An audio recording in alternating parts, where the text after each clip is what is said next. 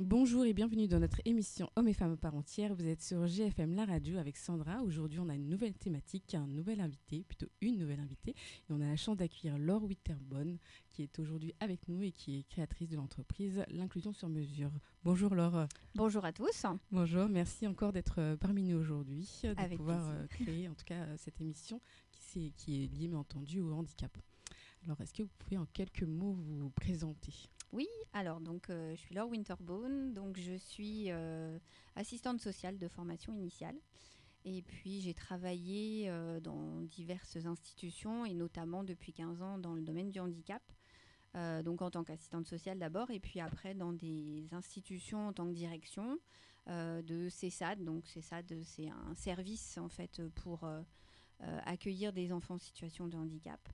Également en structure adulte, sur de la déficience sensorielle notamment, avant de travailler à la MDPH, donc la Maison départementale des personnes handicapées. Et aujourd'hui, ça fait 1 an maintenant, donc j'ai lancé mon entreprise qui s'appelle L'Inclusion sur mesure. Donc j'interviens en libéral et j'interviens auprès de personnes en situation de handicap ou de leur famille pour toutes les démarches liées au handicap.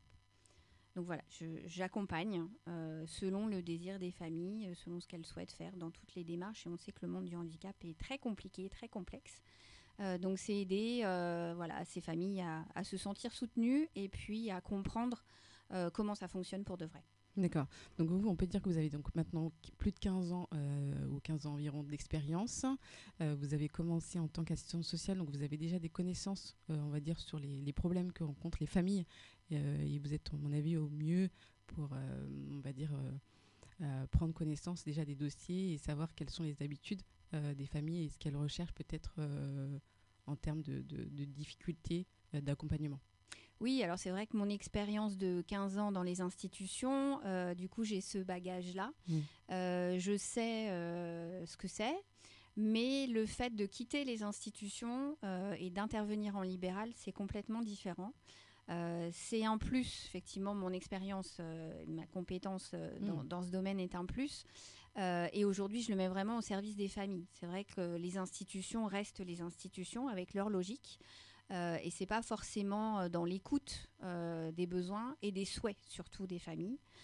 Et aujourd'hui, moi, c'est vraiment mon approche, c'est de pouvoir me dire, cette famille, elle veut ça. Je suis d'accord, je suis pas d'accord, c'est pas mon problème en fait. J'ai pas à être d'accord ou pas d'accord. C'est ce qu'elle souhaite. Donc je vais l'accompagner dans ce qu'elle souhaite. Quand on est dans les institutions, c'est pas toujours facile d'avoir cette position-là, puisqu'on a la position institutionnelle. Oui. Et du coup, ça change quand même pas mal de choses. Mais c'est vrai que l'expérience que j'ai pu acquérir d'abord en tant qu'assistante sociale et puis aussi en tant que direction, je connais bien l'envers du décor, si je peux dire ça comme ça.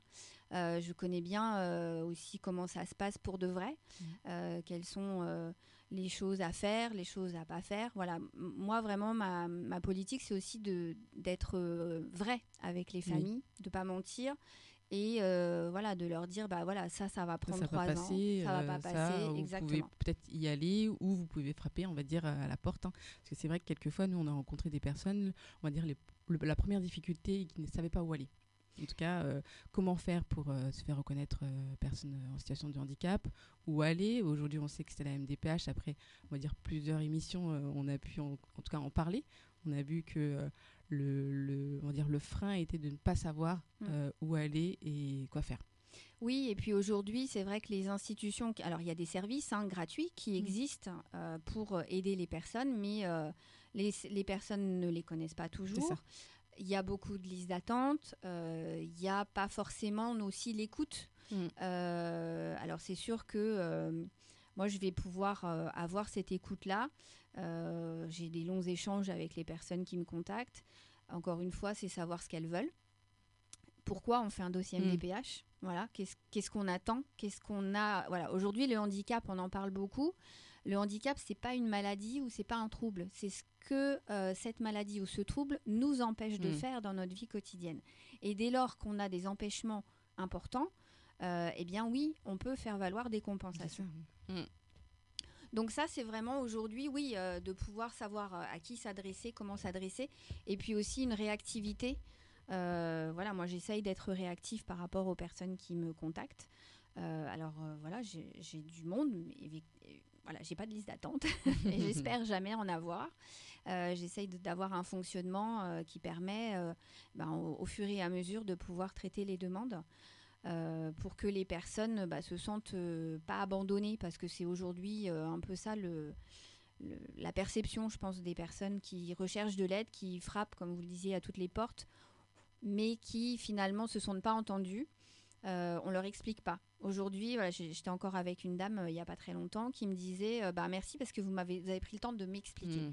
En fait, aujourd'hui, on n'a pas le temps, on n'a plus le temps. Sinon, ils cochent peut-être des cases et puis eux se retrouvent après sans explication ou même avec un dossier qui ne correspond pas à leurs souhaits finalement. Exactement. Et du coup, où elle dit on fait à ma place, on fait ça, ça, ça, et du coup, je me retrouve, j'ai rien compris. Et donc voilà, moi, c'est pas du tout mon approche. La personne est frustrée et n'a pas compris. C'est ça. Et la prochaine fois, elle ne saura pas le faire. Oui, en fait. Ça, parce qu'il y a des renouvellements et puis lorsqu'il y a un prochain dossier à compléter, malheureusement, elle ne saura pas le faire étant donné qu'on n'y a pas expliqué. C'est ça. Donc vous avez effectivement les personnes qui cherchent des explications, des personnes aussi qui l'ont fait, ce dossier, depuis longtemps, qui le connaissent et qui en ont marre de le faire. Donc c'est vrai que j'ai aussi des familles qui me délèguent ce dossier-là. Pas parce que forcément elles ne savent pas le faire, parce qu'il y a des familles qui deviennent expertes au fur et à mesure du temps, mais parce que ça prend du temps d'avoir un enfant en situation de handicap. C'est ça la réalité des parents aidants aujourd'hui. Oui, alors c'est sûr, on le dit, il y a des services gratuits, oui, mais il faut prendre rendez-vous, il faut se déplacer, il faut avoir du temps. Et quand on est en situation de handicap, qu'on a un enfant en situation de handicap, le temps, on en a peu, pas, on a des rendez-vous, on a la gestion du handicap qui n'est pas simple. Et donc du coup, tout ça, ça prend du temps. Et c'est vrai que le fait de pouvoir déléguer ces questions-là, les familles, moi, elles m'envoient les documents comme elles le peuvent, quand elles le peuvent. Je réponds. Alors oui, je ferme mon portable de temps en temps. Mais c'est vrai que j'essaye d'avoir des amplitudes ou en tout cas sur rendez-vous. Si c'est pas possible dans la journée, que c'est le soir à 19h, c'est le soir à 19h. C'est pas grave. Donc voilà, tout ça aussi, c'est une grande partie de ma clientèle aujourd'hui. C'est justement pas parce qu'elles savent pas faire, mais parce qu'elles ne veulent plus forcément le faire. Alors après, oui, il y a des dossiers plus techniques qui nécessitent quand même un savoir-faire et des compétences particulières pour un certain nombre de droits. Parce que moi, je sais précisément, ça, il faut demander ça comme ça, comment, pourquoi. Les textes, je les ai lus, je les connais. Et donc, il faut être assez précis pour avoir tel ou tel droit. Donc ça aussi, c'est des choses que je peux faire avec les familles. D'accord. Donc si je récapitule un peu et j'essaie de le faire assez, on va dire correctement, aujourd'hui, grâce à votre expérience et on va dire les compétences que vous avez pu acquérir lors de vos différentes fonctions, vous pouvez proposer à la fois un accompagnement total, si on peut dire, sur les dossiers ou autres à définir, bien entendu, ou on va dire un besoin précis d'accompagnement. C'est ça, en fait, c'est soit les personnes qui me contactent, c'est soit veulent juste des conseils, et à ce moment-là, ça peut s'arrêter là. En général, ça va quand même plus loin. Soit me contactent pour tout ce qui est dossier MDPH, reconnaissance, droit parce qu'ils sont perdus ou recours, etc.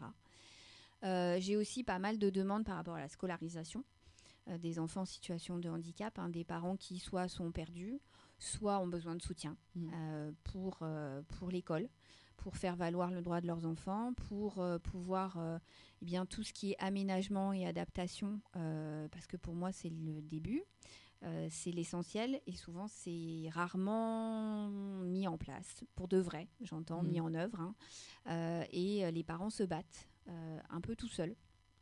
Donc le fait d'aller aux équipes éducatives, aux équipes de suivi de scolarisation avec les parents, d'être là pour eux, avec eux et selon ce qu'ils veulent eux, et pas ce que décide l'école, le service, etc. C'est ce qu'ils veulent eux et je le soutiens dans leurs souhaits. Et ça, c'est vraiment important aussi parce que c'est pareil, on ne se rend pas compte.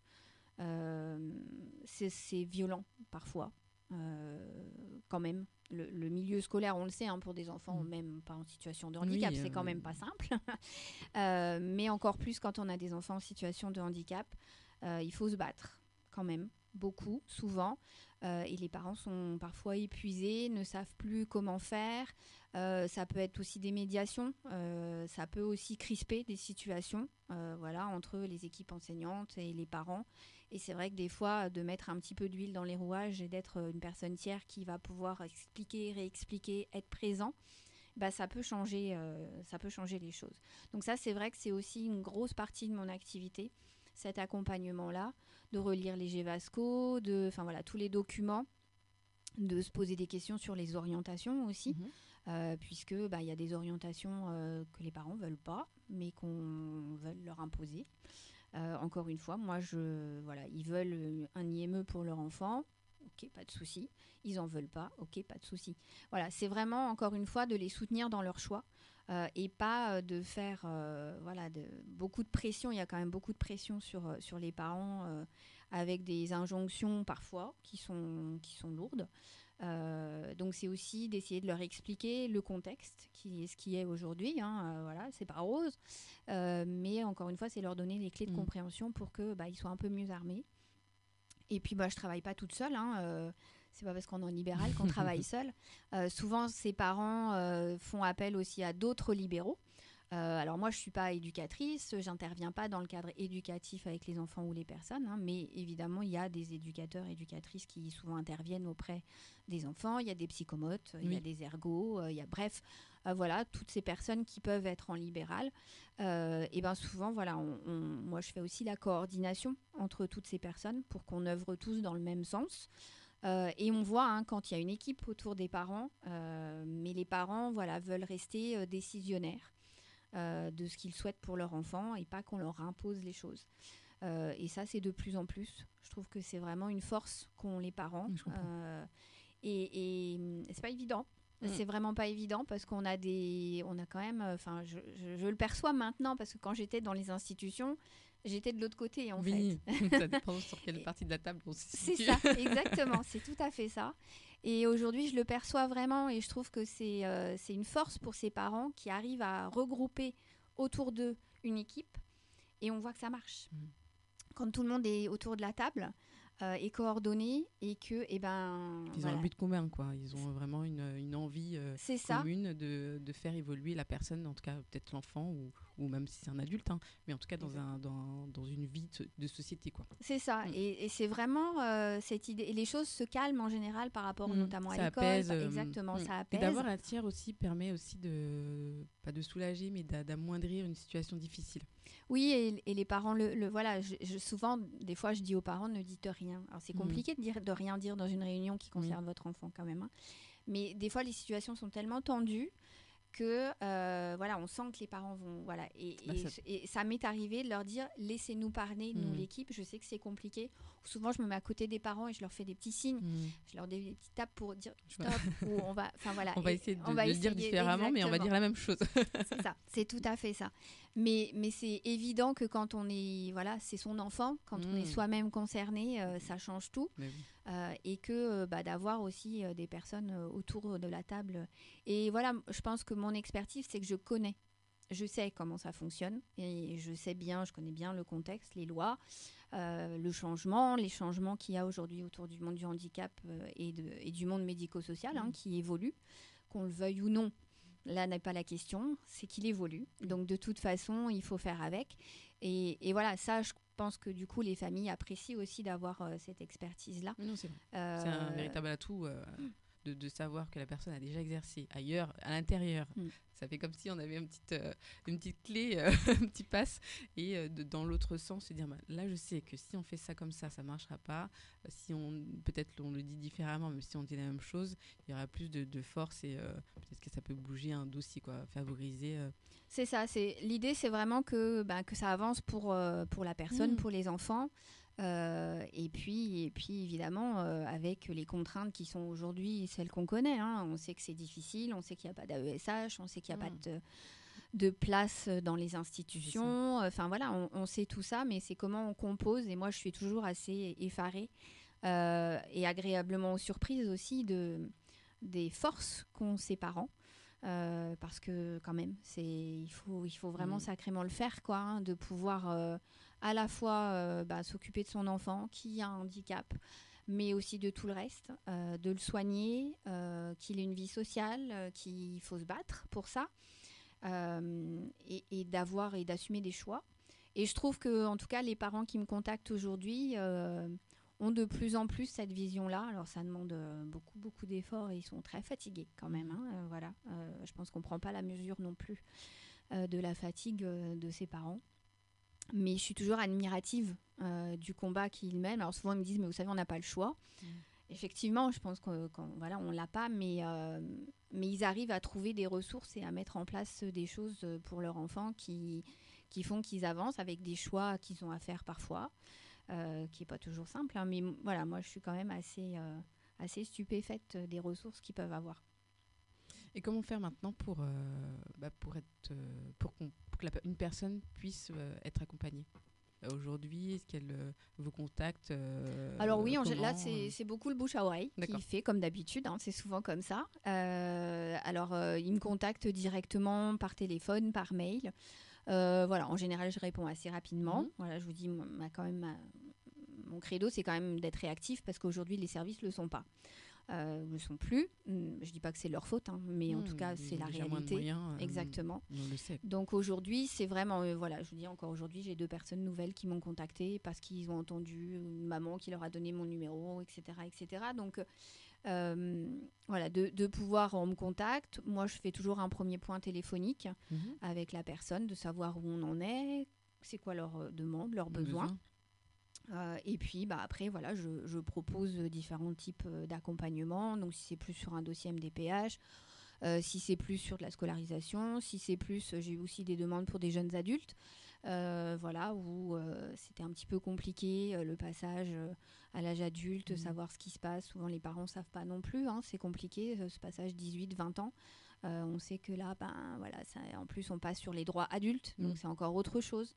Et il faut tout recommencer, et tout ce qu'on maîtrisait, on ne le maîtrise plus. Enfin, voilà, donc c'est aussi ces demandes-là. Donc, assez simplement, finalement. Alors, après, je peux me déplacer à domicile si les personnes... Moi, j'ai pas de bureau. Hein, moi, j'ai pas de bureau. J'ai vu que vous aviez une page internet, un site internet. Oui, quoi. Exactement. Mais c'est vrai que les informations, en dehors de vos activités, il n'y avait pas d'autres... donc, est-ce que c'est vraiment... est-ce que vous avez d'autres informations... Pardon, je vais me reprendre un petit peu. Le site présente vos activités, mais pour vous contacter, est-ce qu'il y a une page, en tout cas Alors, il y a une page de contact sur mon site internet. Il y en a qui effectivement me contactent comme ça. Après, c'est vrai que j'ai fait via les réseaux sociaux aussi. Hein, je suis sur une page Facebook, page Facebook, Instagram et LinkedIn. D'accord. Donc voilà, les personnes peuvent aussi me contacter via ces réseaux-là. Donc après, voilà, c'est assez simplement. Et puis voilà, donc j'ai pas de bureau, donc je reçois pas. Mais vous vous déplacez. Mais je me déplace. Donc soit je me déplace à la demande. Donc je peux, si les personnes le souhaitent, hein, je peux me déplacer à domicile. Mais en général, c'est pas forcément le cas.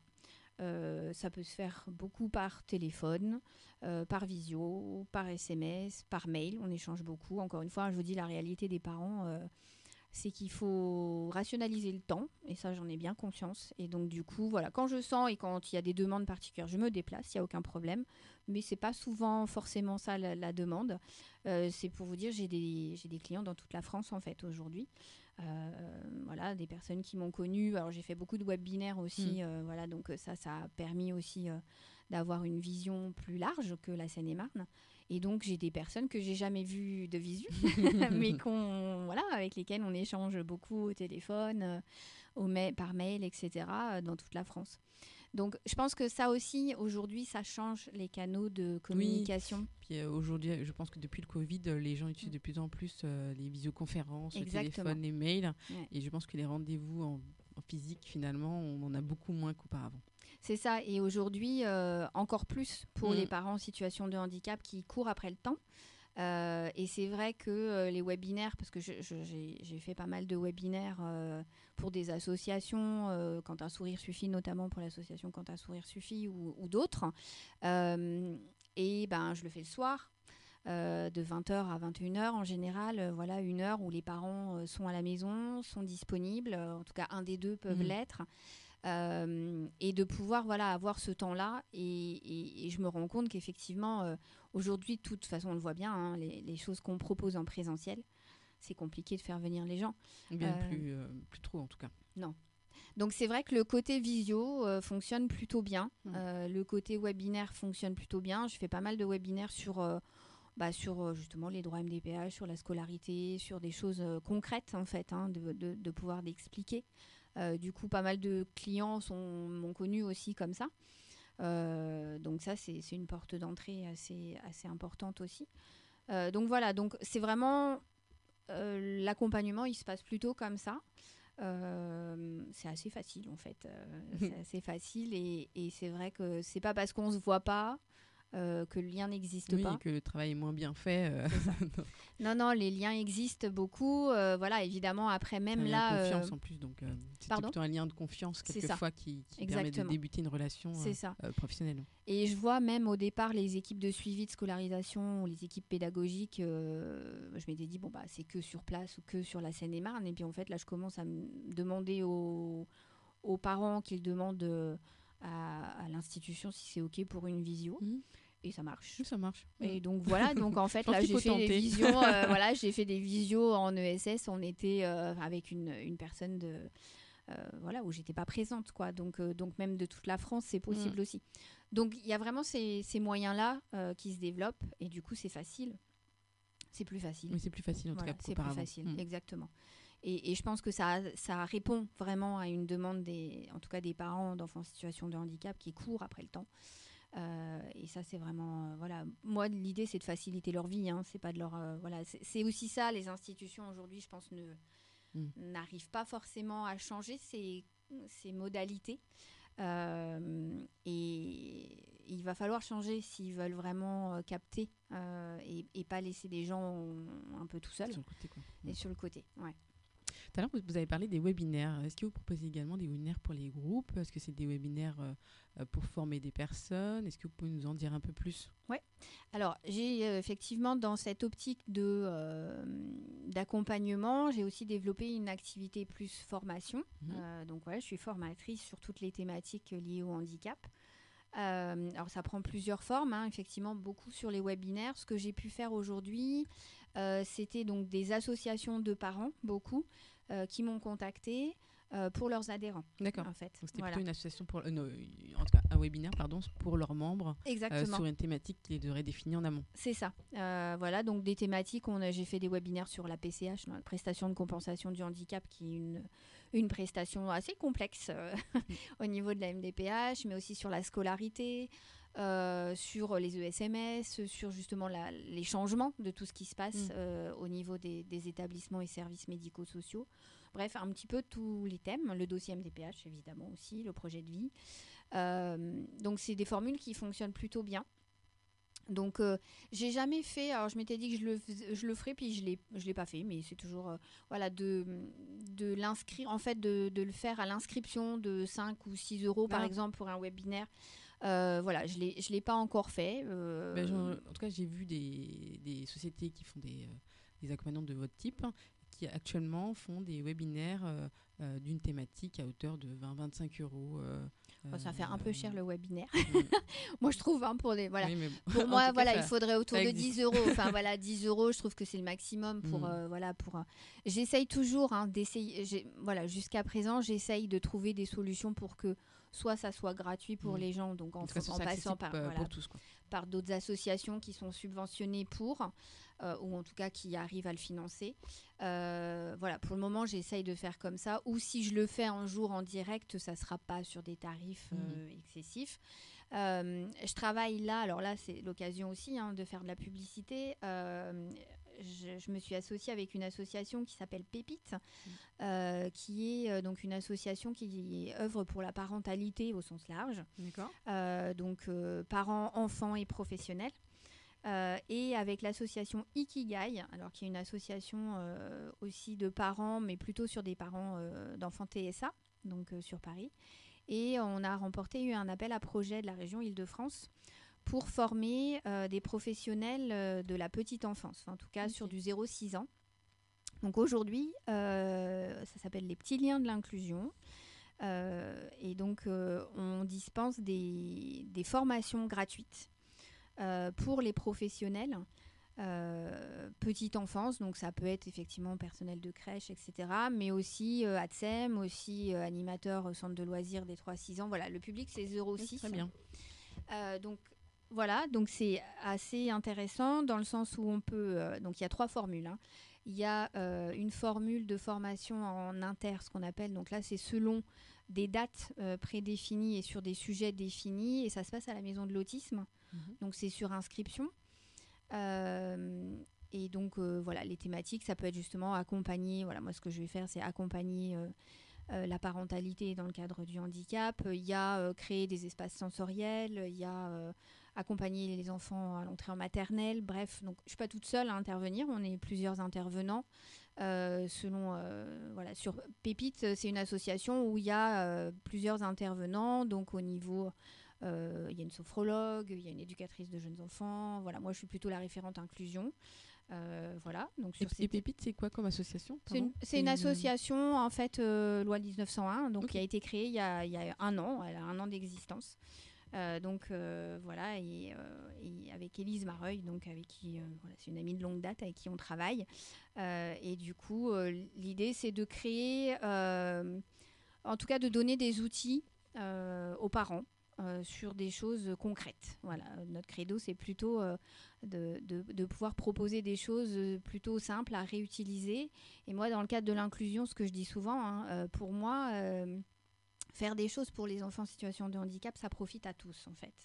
Et quand on aura compris ça, je pense qu'on ira mieux. C'est pas faire spécifiquement pour un enfant. C'est, oui, on va faire pour cet enfant, mais on se rend compte que ça profite à tous. Et c'est ça aussi, aujourd'hui, plutôt d'inclusion. Moi, je parle d'éducation inclusive, voilà, pour que ça profite au plus grand nombre. Parce qu'aujourd'hui, on sait que le handicap touche beaucoup de personnes, d'enfants. Hein. On est un enfant sur 6 qui présente des troubles neurodéveloppementaux aujourd'hui. C'est énorme. Alors évidemment, pas tous avec des degrés importants, et heureusement, mais quand même. Donc des troubles neurodéveloppementaux, ça va être tout ce qui est 10, ça va être tout ce qui est TDAH, l'autisme évidemment. Donc voilà, il y en a beaucoup. Et de toute façon, il va falloir penser pour ces enfants-là. Et si on pense pour un, on va en penser forcément pour beaucoup dans la classe. Donc c'est en ça, voilà. Et pour refaire le lien avec Pépite, hein, nous, c'est vraiment notre credo, c'est de pouvoir apporter des choses concrètes dont on sait que ça va porter avec l'environnement qu'on a. Hein. L'idée, c'est pas de refaire tout, et non, c'est on prend ce qu'on a, ce qu'on est, et comment on va pouvoir faire avec des petites choses. Et on se rend compte que parfois, avec des petites choses, ça fonctionne. Donc, c'est un peu dans cet esprit-là, toutes les formations qu'on va dispenser. Donc, voilà. Donc, c'est, pour reprendre, c'est soit à la maison de l'autisme, soit on peut se déplacer dans les structures, donc ce qu'on appelle en intra. Donc, là, c'est sur demande et on va venir pendant 1 journée ou 2 journées avec un programme pour pouvoir former l'équipe des professionnels. Et on a aussi des visios, donc là, qui sont aussi sur inscription. Et là, c'est pour professionnels et familles, pour tout le monde. Donc, il y en a une par mois sur des thématiques assez variées. Donc, moi, j'ai commencé avec le dossier MDPH. Là, il y en a une le 17 janvier, donc sur les outils de bien-être. Donc, c'est la sophrologue qui l'anime. Ensuite, on va parler du projet de vie. On va parler de jouer avec la nature. Voilà, il y a différents types de thématiques, voilà, qui vont donc aller sur toute l'année 2024. Donc voilà, ça, c'est des projets qui me tiennent beaucoup à cœur. Voilà, la formation, les types de formations que moi je dispense aujourd'hui, c'est sur ces thématiques-là, sur l'inclusion, sur le pouvoir d'agir, redonner le pouvoir d'agir aux familles ou aux personnes, l'autodétermination. Alors on en parle beaucoup, hein, qu'est-ce que c'est c'est de pouvoir faire des choix. Et les personnes en situation de handicap, elles n'en font pas beaucoup de choix. En tout cas, on ne leur laisse pas le choix. On ne leur laisse pas le choix, plutôt. C'est ça. C'est plutôt ça aussi. Et aujourd'hui, ça change. Alors voilà, ça arrive petit à petit. Mais il y a encore du boulot quand même, pas mal, pour former les gens, même pour former les familles aussi. Hein, des familles de grands enfants en situation de handicap, d'adultes même, qui ont parfois des difficultés aussi à pouvoir laisser le choix à leurs enfants. en pensant que ils sont pas en capacité ou il faut décider pour eux, etc. Toutes ces thématiques-là, ça m'intéresse énormément. Et c'est vraiment là-dessus que j'axe mes formations, sur les thématiques de l'inclusion, encore une fois, hein, et puis et de permettre au milieu dit ordinaire d'accueillir au mieux des enfants avec des besoins spécifiques, mais encore une fois, on se rend compte que ça va servir à tous les enfants. C'est surtout pour qu'ils vivent ensemble. En tout cas, le bénéfice des formations que vous proposez sont essentiels. C'est ça, c'est vraiment de pouvoir changer de paradigme et de ne pas penser que le handicap, oh là là, encore un enfant en situation de handicap, il va falloir qu'on pense encore pour lui, qu'est-ce qu'on va pouvoir faire, etc. Mais en fait, si on pense que c'est pour tout le monde, l'optique, elle change et on va peut-être être en difficulté et avoir beaucoup de travail à un moment donné parce qu'il va falloir penser l'adaptation à un moment donné, mais une fois que c'est fait, ça sert pour tout le monde. Je prends souvent l'exemple des magasins maintenant, vous savez, où il y a des heures avec des lumières plus douces, du temps. Voilà. Mais pourquoi on ne fait pas ça tout le temps, en fait ? Ils mettent que des créneaux. Voilà, là, il n'y a que des créneaux comme ça. Mais je me dis, tout le monde en profiterait, qu'on n'ait pas beaucoup de lumière, pas beaucoup de bruit. Enfin, je pense que ça serait bien pour tout le monde, en fait. De toute façon, soit la lumière, bon. Voilà, donc, vous voyez, c'est ces exemples-là. Aujourd'hui, on est encore beaucoup... Alors, c'est bien, parce qu'il y a ces créneaux-là qui, aujourd'hui, apparaissent. Oui, c'est ouvert. Contrairement à où il n'y avait rien. Exactement. Déjà, c'est un pas. Et je pense que le pas d'après, c'est de se dire, ça, en fait, pourquoi pas le faire tout le temps Après, il y a aussi peut-être une optique de vente. C'est-à-dire qu'ils se disent qu'il y a plus de lumière, donc plus de... pas d'objectif au niveau du chiffre d'affaires. Donc, la personne va peut-être mieux voir le Je produit. Sais pas, mais je pense qu'aujourd'hui, vraiment, je pense qu'il y a vraiment beaucoup de choses à penser dans le terme de la société, vraiment, de pouvoir faire un pas supplémentaire. Aujourd'hui, effectivement, heureusement, le monde ordinaire ouvre les yeux sur le handicap et met des choses en place, et tant mieux. On le voit pour les écoles. Maintenant, c'est pas une place, mais ils permettent à des personnes en situation de handicap assez jeunes d'être scolarisées en milieu ordinaire, contrairement à avant où c'était des classes un peu spécialisées. Alors, mais le nombre est encore assez faible. Alors, il y en a de plus en plus. Après, c'est toujours les conditions d'accueil. C'est vrai que c'est pas toujours évident. Et encore une fois, c'est vrai que moi, quand j'entends... Les formations seraient de bonne augure, quoi. C'est ça, les enseignants, parce que j'en rencontre, et c'est vrai que beaucoup disent que c'est compliqué. J'entends que c'est compliqué parce qu'effectivement... Les classes sont nombreuses déjà. C'est ça. Les classes sont nombreuses. Quand vous avez un enfant sur 6 ayant des troubles neurodéveloppementaux dans une classe, vous imaginez bien qu'il y en a quelques-uns quand même, qui sont soit diagnostiqués, soit qui ne le sont pas. Et l'enseignant va bien voir. Donc en fait, c'est comment ne pas forcément faire du cas particulier pour 1, 2, 3, 4 enfants, mais comment adapter et changer l'enseignement. Alors pour moi, c'est essentiel d'avoir cette position, mais on n'y est pas encore. Et sa façon de faire pour que ça profite à tous. Et que l'enseignant se ressent, parce que là aujourd'hui, moi je vois effectivement les enseignants savent pas trop comment faire, pensent que c'est trop compliqué, sont parfois dépités, et je comprends, et disent j'enseigne plus, je fais plus mon métier, je fais que des cas particuliers parce que... Mais je pense qu'il faut repenser tout ça.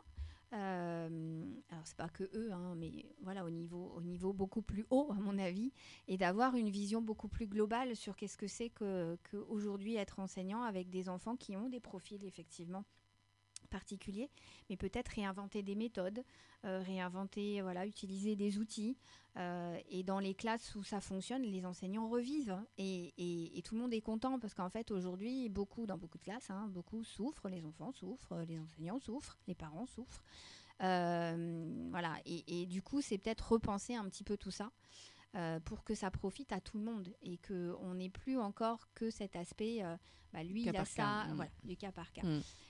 Voilà, mais on en est encore un petit peu loin. Mais bon, moi je désespère pas, je me dis pourquoi pas. De toute façon, vu le nombre aujourd'hui, et aujourd'hui les parents prennent en charge les choses. Aujourd'hui, je dis pas qu'avant ça n'existait pas, les enfants de 10, il y en a toujours eu. Mais ils ne se cachent plus, pas se cachent plus, désolée de dire comme ça, mais peut-être qu'ils ne se cachent plus et en tout cas ils veulent prendre un peu à leur part d'éducation. Exactement. Et aujourd'hui, on sait qu'il y a des choses qui fonctionnent. On sait qu'il y a des adaptations, des aménagements, il y a des prises en charge et des thérapies qui fonctionnent. Voilà, et que pour leurs enfants, ils le mettent en place. Donc oui, des dysgraphiques, des dysorthographes, il y a toujours existé des personnes qui ont... Mais avant, on disait qu'ils étaient cancres, qu'ils ne savaient pas lire, qu'ils étaient nuls en orthographe. Aujourd'hui, voilà, on met un mot dessus. Alors, voilà, et il faut adapter. Et il va falloir penser ces adaptations, mais je pense que du coup, pour le plus grand nombre, et pas forcément pour 1 ou 2 ou 3. De faire une généralité au lieu de faire un cas par cas. C'est ça, exactement. Ouais. Tout à l'heure, vous avez parlé également de Ikigai. Je ne sais pas si je l'ai bien dit. C'est ça, Ikigai, ouais. Mais je n'ai pas tout compris sur la structure. Alors, Ikigai, c'est une autre association avec laquelle Pépite, du coup, s'est associée pour monter l'appel à projet pour ces formations-là. Donc, c'est une association qui fait déjà des formations, pour, en fait, les parents d'enfants en situation de handicap, mais aussi pour les professionnels de la petite enfance et notamment les nounous, voilà, les assistantes maternelles. Donc, en fait, on s'est alliés, voilà, on a co-construit ensemble. Voilà, exactement. On a co-construit ensemble. C'est ça, sur la petite enfance. Ouais. Sur ce bel appel à projet. Et du coup, on est assez fiers d'avoir ce projet-là sur 2024. Est-ce que vous avez également d'autres projets, même si c'était un gros projet déjà de ces formations? Oui, après, ce qui me tient à cœur aussi, c'est aujourd'hui, il y a de plus en plus de professionnels qui arrivent en libéral, voilà, qui quittent les institutions. Alors, bien, pas bien, j'en sais rien, mais en tout cas, c'est un fait. Notamment beaucoup d'éducateurs spécialisés. Et là, dans Seine-et-Marne, il y en a de plus en plus. Et je pense que c'est vraiment important de pouvoir faire reconnaître la valeur de ce travail. Parce qu'aujourd'hui, on n'est pas des professions réglementées, comme le sont les ergots, les psychomotes, enfin tous ceux qui sont du soin, eux sont réglementés. Donc de fait, voilà, il y a déjà une valorisation de leur métier. Et du coup, moi, ce que je fais, on n'est pas réglementé. Donc, je dis pas qu'il faut nous réglementer, c'est pas ça, mais en tout cas, du coup, aujourd'hui, il y a toujours un peu, de la part des pouvoirs publics, un peu de suspicion de, oui, mais on sait pas trop ce qu'ils font, comment ils font, voilà. Donc, je pense que ça va devoir évoluer, parce que c'est un fait, de toute façon, les familles en ont besoin. Ça répond à un vrai besoin. Et de pouvoir aussi montrer ce qu'on fait comme travail et que c'est utile. Aussi face au pouvoir public, et je pense aussi par rapport à la prise en compte de ce travail-là, parce qu'il faut savoir aujourd'hui, par exemple, les éducateurs spécialisés en Seine-et-Marne, quand vous payez un éducateur, le parent aujourd'hui n'est pas, les frais ne sont pas pris en compte dans le cadre des compléments de la MDPH.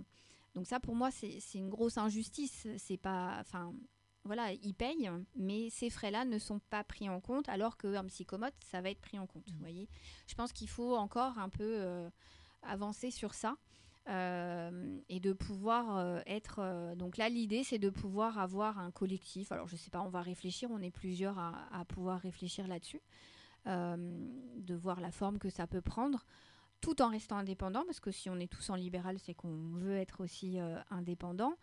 Mais de pouvoir être aussi ensemble, de pouvoir réfléchir aux actions qu'on pourrait mener, et puis à cette reconnaissance aussi de la valeur du travail qu'on fait.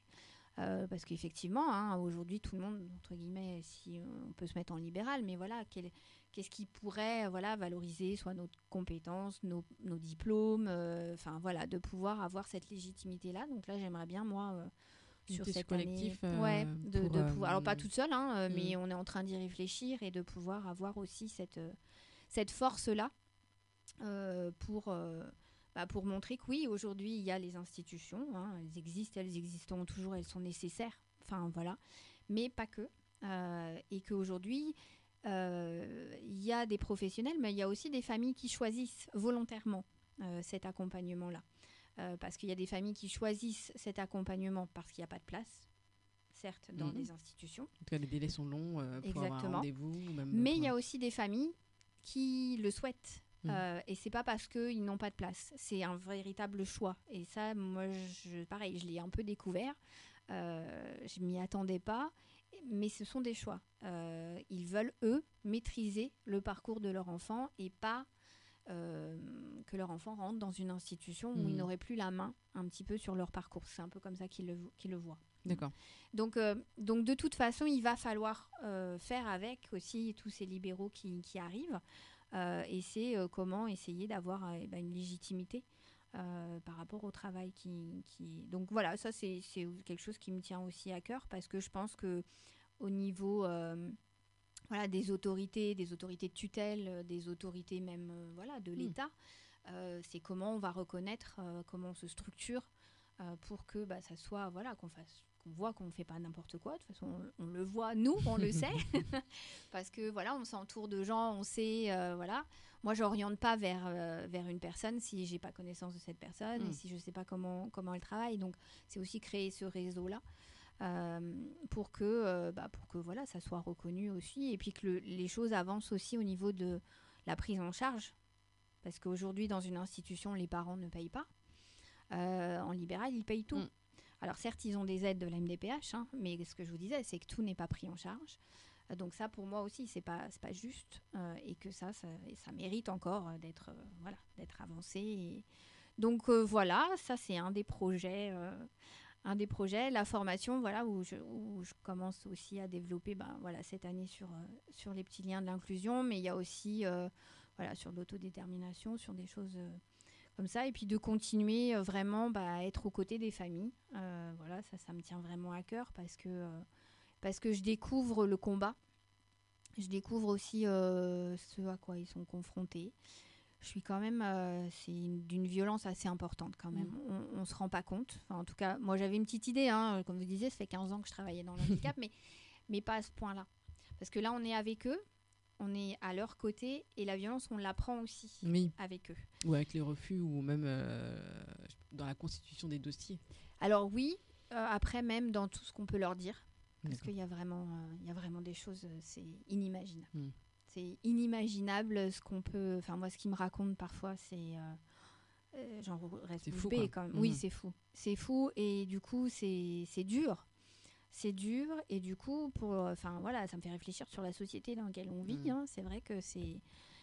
la reconnaissance du handicap, aujourd'hui, en France, c'est encore compliqué. Même si, évidemment, on fait du chemin et tant mieux. Et aujourd'hui, on n'est quand même pas à ce qui était il y a quelques années. Mais on est encore sur des représentations.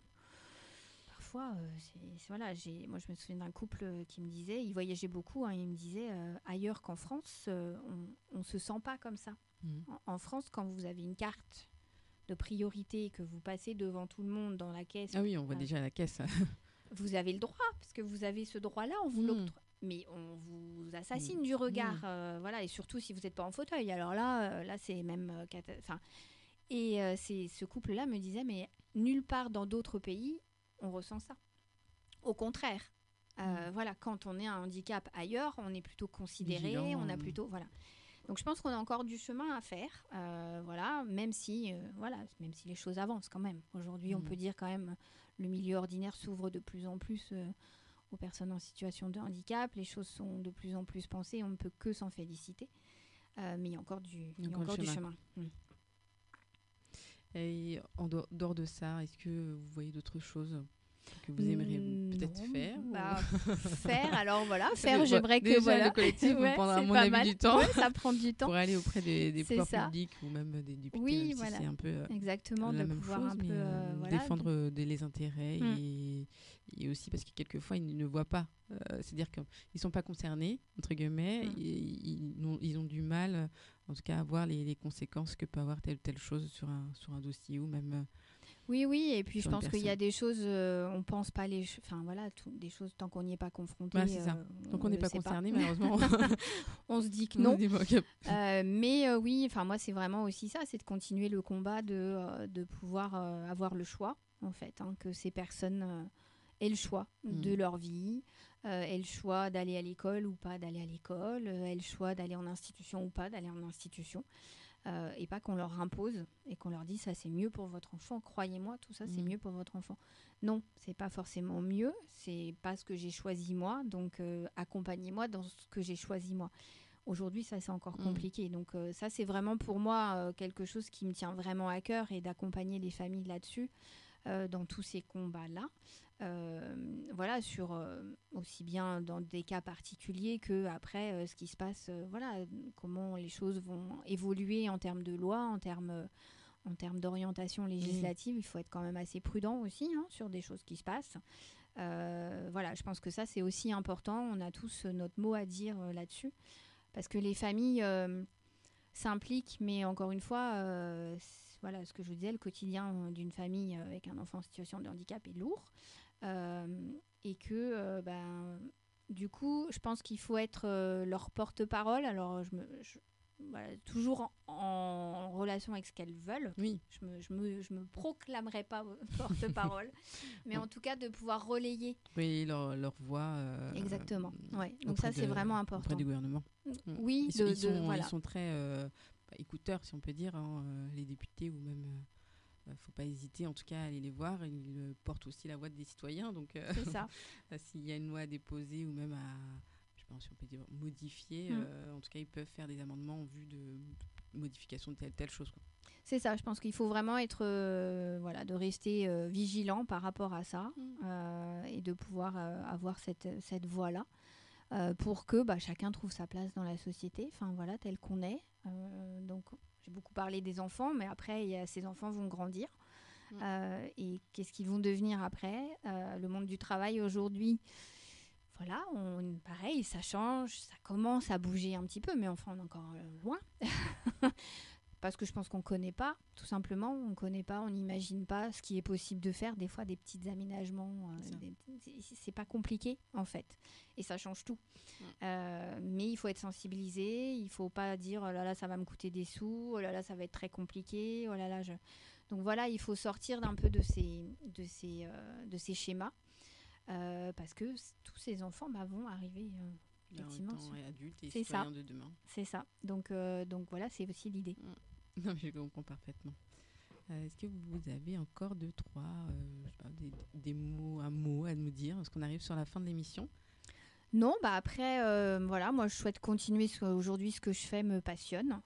Voilà, ce changement, alors c'est sûr, de se lancer en libéral comme ça, après 15 ans dans les institutions, les salariés, si vous voulez, c'était pas comme ça, on se dit, ouh là. Donc ça a été quand même un risque de prendre ce chemin-là, mais je regrette absolument pas de l'avoir fait, parce que ça m'a ouvert les yeux sur plein de choses, ça a redynamisé ma pratique, et ça a remis du sens dans l'accompagnement que je pouvais proposer aux familles.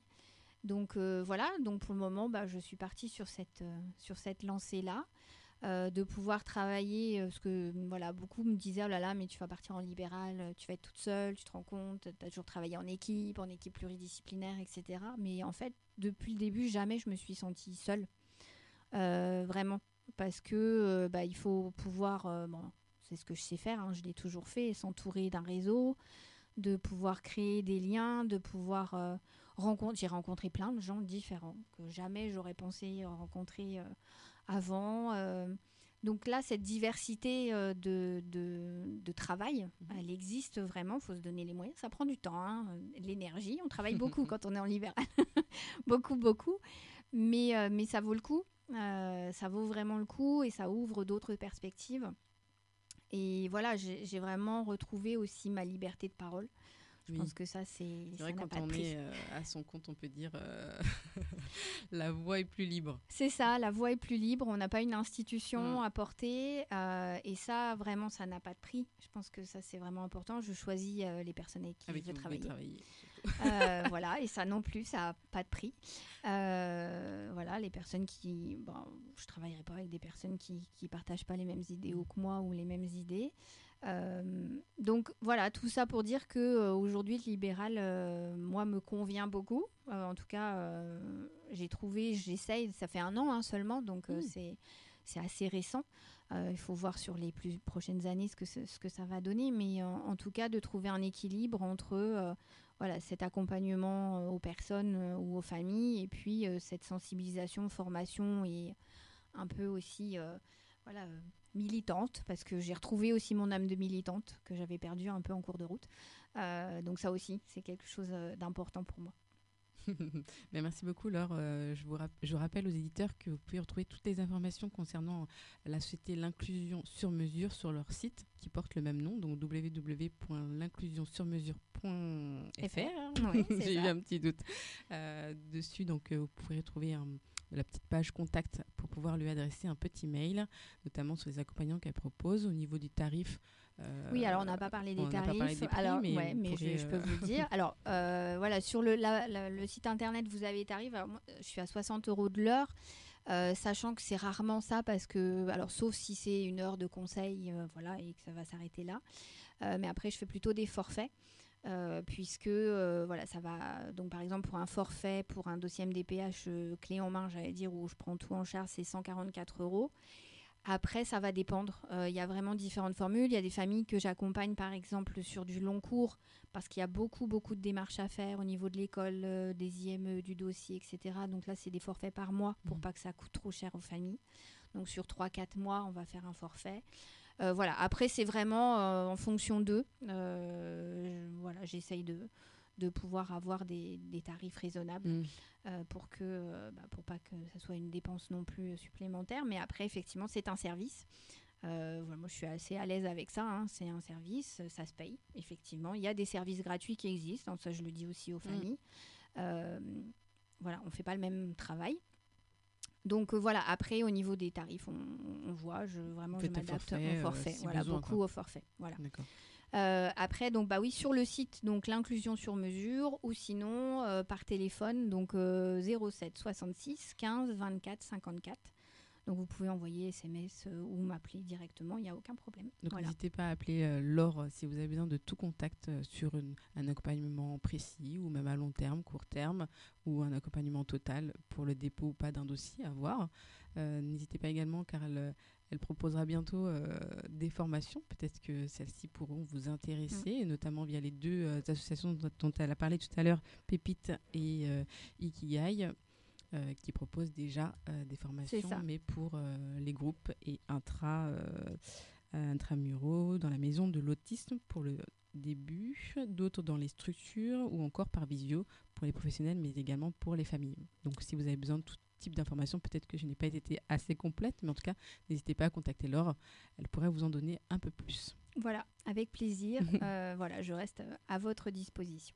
Donc l'année a bien commencé pour vous. En tout cas, je vois que vous avez déjà des beaux projets pour l'année 2024 qui vient tout juste de débuter, notamment le collectif qui, à mon avis, va vous prendre beaucoup de temps. En tout cas, prendre le temps d'être porte-parole, même si c'est entre guillemets du public, de tout public.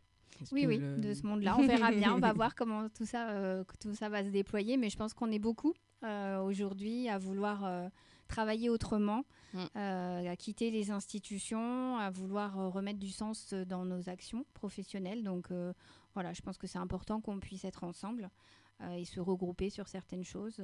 Voilà, c'est aussi voilà, une optique de travail différente, mais qui est importante. Tout à fait, c'est important parce que les formations, en tout cas que j'ai pu voir tout à l'heure, pourront avoir des avantages pour tous. C'est-à-dire que ce qu'une personne fait, même à sa petite échelle, les retombées iront pour tout le monde. Donc l'avantage sera à 100%. C'est ça. L'idée, c'est vraiment plus aujourd'hui d'être spécialisé.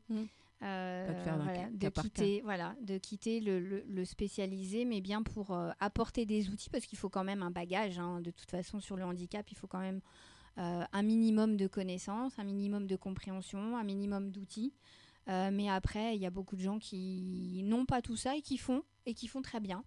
Voilà, qui ne se posent pas de questions, en fait, voilà, qui y vont et ça fonctionne plutôt bien. Donc, je me dis, il n'y a pas de raison pour que les autres n'y arrivent pas. Donc n'hésitez pas à contacter Laure Witterbonne. Elle est donc la créatrice de la société L'Inclusion sur mesure. N'oubliez pas également de nous retrouver tous les 4e jeudis de chaque mois. Aujourd'hui, nous avons vu l'inclusion sur mesure, mais le mois prochain, nous en verrons donc une autre thématique. N'oubliez pas aussi, je n'arrête pas de répéter, n'oubliez pas.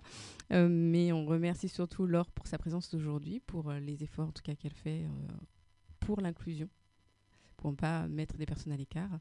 Merci pour cet échange. Merci également à Aïssatou. Aïssatou qui est avec nous aujourd'hui, qui a préparé l'émission avec moi aujourd'hui. Merci aussi à Enzo, qui était notre ingénieur son. Et on vous dit à très vite. À bientôt, belle journée.